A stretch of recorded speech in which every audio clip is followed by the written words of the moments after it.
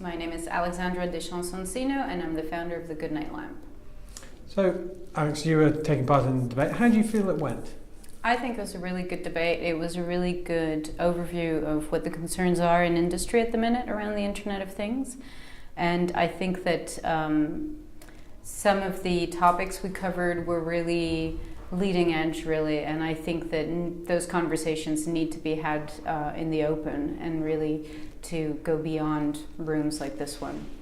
Well, you say go beyond. Where else do you think they need to be held? I think they need to be held inside government. I think they need to be held across academia. They need to be held at the design council and with design professionals in the room.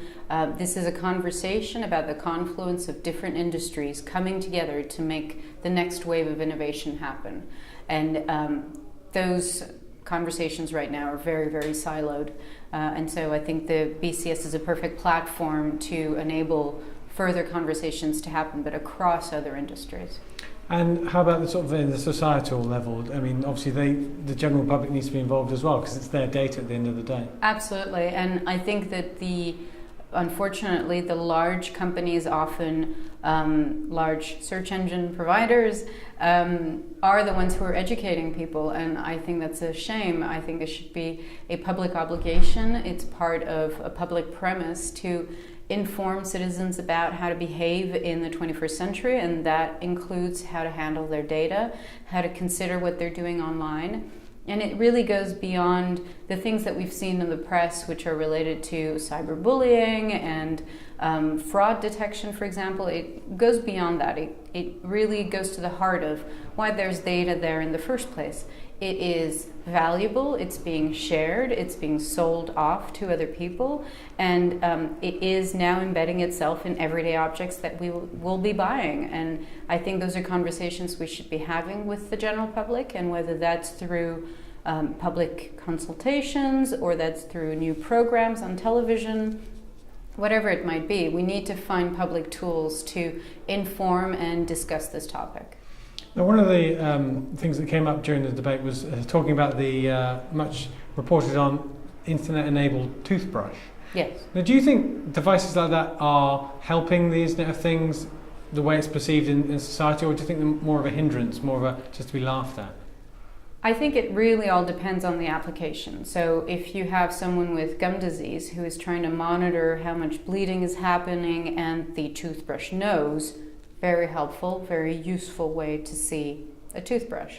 If it's just about counting the number of minutes you're brushing your teeth, you could probably be doing that with a timer that's right next to you could be using your phone.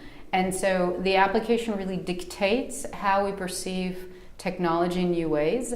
The internet fridge, for example, has been a very unhelpful example of technology in a modern context. And when you think about it, people have been trying to sell smart fridges since the 50s.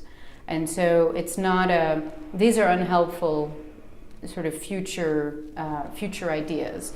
Whereas when it comes to actually nitty-gritty, quite boring yet quite essential things like monitoring elderly people, monitoring your energy use, your water use, being able to see whether someone is still alive or not, if they've had an accident or not, using everyday objects to tell us a little bit about what's happening in the real world, that's where the really big potential happens. And we just need to be better at telling better stories and using better examples. So in terms of yourself, what sort of information do you think you'll be happy to share through an Internet-enabled device?